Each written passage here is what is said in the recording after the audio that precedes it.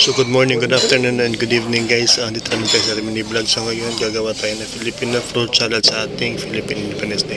So yan guys, naghiwa ako ng mga fresh fruits like rock melon, watermelon, and honeydew melon. So yan guys, hinihiwa ko lang siya ng pa-cube kasi para bite size. Ayan guys, mabilis ang hiwa lang kasi mabilis lang yung ating rinse. Ayan guys, mabilis ang hiwa. So nilalagay ko sa isang container.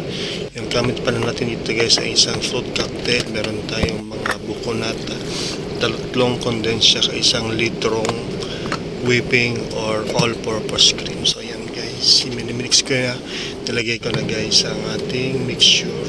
So probably guys nasa mga 5 kilos to yung ating fruit cocktail together with all the fruits, cut fruits. And guys, minimix ko na, nilagyan ko ng condensed milk maya so tatlong condensed milk pala yan guys para malinamnam, tapos isang litrong all-purpose cream. So ayan guys, mekos lang.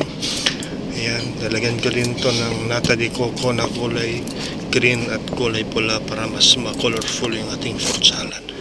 So ayan guys, mix. Ayan, meron ding raisins, meron ding buko nata, cut fruits. So ayan guys, mekos lang. So maraming salamat guys sa panonood. Ayan guys, ang final product. Maraming salamat. God bless. Bye bye. Thank you.